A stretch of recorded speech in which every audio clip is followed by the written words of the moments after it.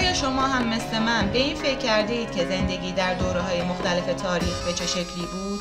شاید شما هم با مصر باستان که یکی از بزرگترین تمدن‌هایی که تاکنون بوده احساس صمیمیت کنید و تصور می‌کنید که زندگی در مصر به چه نوعی آغاز شده و یا شاید خود را به عنوان فرعون در رویاهایتان تصور می‌کنید که بر یک امپراتوری عظیم حکومت می‌کنید. این طرز فکر بسیار عالی است. اما اگر در مصر باستان زندگی می‌کردید، برخلاف رویاهایتان می‌توانستید یک شهروند معمولی باشید. بنابراین آیا دوست دارید حتی با سختی‌ها و بی‌صلاحیت‌ترین صفت‌ها در دوره‌هایی از گذشته زندگی کنید؟ لطفاً نظر دهید.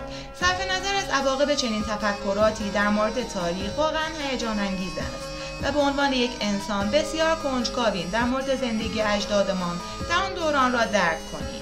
پس بیایید در ویدیو نگاهی به مصر باستان که یکی از بزرگترین تمدن‌هایی که بشریت شاهد آن بوده بیاندازیم و زندگی روزانه در مصر را مورد بررسی قرار دهیم. مصر باستان از زمین‌های بسیار حاصلخیز تشکیل شده بود که از رودخانه بزرگ نیل تغذیه می‌شد. رود نیل زمین‌های مصر را بسیار با ارزش می‌کرد، زیرا به صورت منظم و امن قابل دسترس بود. رودخانه‌ای که هر سال در همان زمان طغیان می‌کرد، زمین‌های حاصلخیز و مناسب برای کشت از خود بر جای می‌گذاشت. کاشتن بذر در خاک آنچنان راحت بود که موقع برداشت محصول تمام مصر غرق خوشحالی می‌شدند. بنابراین از خاک مصر نعمت و برکت فوران می‌کرد. و همین دلیل است که رود نیل برای مصر باستان یک نعمت الهی بود. به طوری که زمین‌های حاصلخیز با زحمت کم غذای بیشتری در اختیار مردم آن دوران می‌گذاشت. علاوه بر این مردم مصر باستان نیز بسیار سخت‌کوش و باهوش بودند. به لطف آنها این تمدن توانست 3000 سال پابرجا بماند. اگرچه هر از چندگاهی موارد ناراحت کننده‌ای مانند خشکسالی، قحطی، طاعون یا اپیدمی ملخ از این سرزمین‌ها دیدن می‌کرد، ولی مصر باستان همواره یکی از مناطقی بود که مورد غبطه و اشغال همسایگان قرار داشت. در واقع فرماندهان بزرگی مانند جولیوس سزار و اسکندر مقدونی همیشه مصر را گرامی داشتند. آیا زندگی مردم عادی چگونه بود؟ به خصوص در دوران حکومت فرعون‌ها چگونه زندگی می‌کردند؟ مثلا از ساختارهای سفت و سخت اجتماعی در جامعه شروع کنیم. این ساختارهای اجتماعی از طبقات زیادی تشکیل شده بود. طبقه‌ای که به آن تعلق داشتید تأثیر مستقیمی بر کیفیت زندگی شما داشت. به عنوان مثال، بردگان و خدمتکاران در پایین‌ترین سطح طبقه‌بندی اجتماعی قرار داشتند. تعداد آنها بسیار زیاد بود و اکثریت فقیر در خدمت تعدادی از اقلیت ثروتمند بودند. آنها باید هر کاری که صاحبانشان می‌خواست انجام می‌دادند. برده‌ها اغلب مردم سرزمین‌های بیگانه بودند و به اقوام مختلف تعلق داشتند و از آزادی هم محروم بودند. تمام روز را در ازای غذا و سرپناه کار می‌کردند و صدایشان را نمی‌توانستند در بیاورند. سربازان، کشاورزان و اشراف بالاتر از بردگان بودند و تا حدودی برش داشتند. به عبارت دیگر افرادی بودند که در جامعه مورد احترام بودند، که برای کشور خود تولید می‌کردند، می‌جنگیدند و یا سیاستمدار بودند و در بالای آنها حاکمان قرار داشتند که اوج این طبقه بود. این فرمانروایان مصر را به عنوان فرعون نیز می‌شناختند. فرعون‌ها مالک تمام سرزمین‌های مصر بودند و در بین آنها پادشاهانی بود که خود را خدا می‌دانستند. آنها می‌توانستند طبق مقررات خود قانون و مجازات‌هایی را وضع کنند و از مردم هم به میل خود مالیات می‌گرفتند و مسیر کشور را به میل خود تغییر می‌دادند.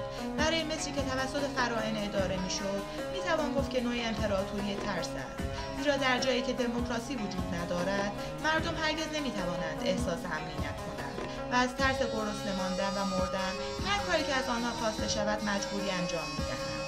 از سوی دیگر فرعون‌ها نماد هوروس خدای مصر در زمین و پسر خدای خورشید یعنی را شناخته می‌شدند.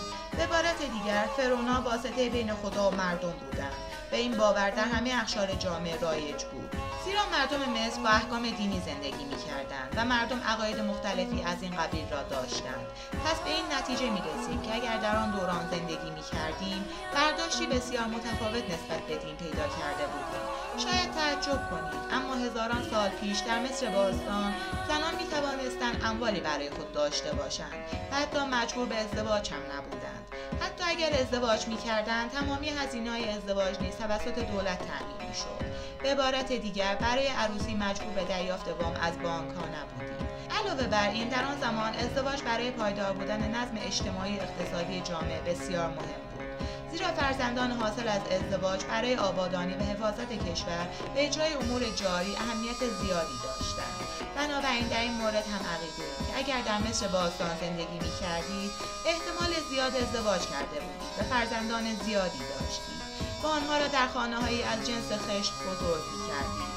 علاوه بر این در آن زمان هیچ مؤسسه تجاری به نام دانشگاه آزاد مانند امروز وجود نداشت و فرزندان شما از حقوق آموزشی یکسانی در سراسر کشور برخوردار بودند و اگر باهوش بودند می‌توانستند به مقام‌های دولتی برسند و حتی در خدمت فرعون‌ها انجام وظیفه کنند. تصور کنید که در خانه‌های خود تنور سنگی برای تهیه نان و انبار مواد غذایی در صورت بروز قحطی دارید و معمولاً از نان به عنوان وعده غذایی استفاده می‌کنید. اگر خوش شانس باشید ممکن است فرصتی برای خوردن گوشت نیز داشته باشید. سرزمین‌های مصر بسیار حاصلخیز است و به احتمال زیاد مزارع سبزیجات می‌کارید و حیواناتی برای نگهداری دارید. شما بخشی از محصول مزرعه خود را به عنوان مالیات به دولت ارائه می‌دهید. اگر برای یک صاحب زمینی کار می‌کنید، احتمال اخراج شدن برای شما وجود نداشت، زیرا مصری‌ها به خوبی می‌دانستند که یک فرد خارجی ممکن است دزدی کند یا قانون شکنی کند. به همین دلیل اخراج کارگر آخرین چیزی بود که با آن فکر می‌کردند. کارگرها 2 روز در هفته و 2 ماه در سال حق مرخصی داشتند. اگر مصری‌ها همه چیز را نمی‌نوشتند، ما هرگز از این منابع آگاه نبودیم. اما اگر به یک خانواده ویژه تعلق دارید، قوانین عمومی جامعه به هیچ وجه برای شما چالش برانگیز نخواهد بود و شما به عنوان یک بزرگوار خدمتگزاران زیادی در اختیار خواهید داشت. می توانستید صبحانه خوب از غلات غنی و میوه‌های مختلف میل کنید و لباس‌های ابریشمی بپوشید و با جواهرات پرزرق و برق می توانستید قدرت خود را به چشم مردم فرو کنید. اگر اهل شکار هستید می توانستید در حیاط عمارت خود پرندگان وحشی را شکار کنید و یا به جای آن در اطراف شهر می توانستید دور بزنید. البته پیاده نه.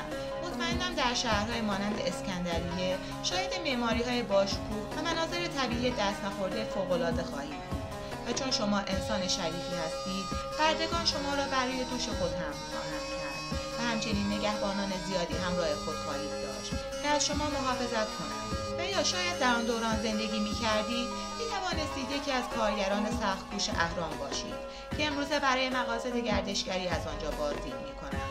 اهرام در آن زمان به عنوان مقبره فرعون‌ها ساخته شدند که از قدیمی‌ترین عجایب جهان هستند که از سنگ‌های به شکل مکعبی بزرگ ساخته شدند. گفته می‌شود ده‌ها هزار کارگر فداکار در ساخت اهرام کار می‌کردند. همچنین تصور می‌شود ساخت یک هرم تقریباً 30 سال طول بکشد. گفته می‌شود کارگرانی که در ساخت هرم کار می‌کردند بلافاصله پس از تکمیل آن کشته می‌شدند که اسرار هرم را فاش نکنند. شاید بهترین چیز در مورد کارگری هرم این باشد که آنها به صورت منظم گوشت مصرف می‌کردند تا قدرت عضلانی خود را از دست ندهند. به طور کلی زندگی شما به این بستگی داشت که در چه دوره‌ای از مصر هستید و چه کسی بوده‌اید. در این دوره وسیع 3000 ساله می‌توانید شاهد ثروت یا روندهای بی‌ثبات مصر باشید و به عنوان فردی که در مصر باستان زندگی می‌کنید، خشکسالی و ملخ‌ها هم سرنوشت و هم کابوس شما خواهد بود. مرگ را ادامه زندگی عادی خواهید دید و با اشیاهایی که در طول زندگی به آنها علاقه داشتید دفن می‌شدید. امروزه بسیار از مورخان می‌گویند که زندگی در مصر باستان بسیار سودمندتر از زندگی امروزی بوده است. خداحافظ.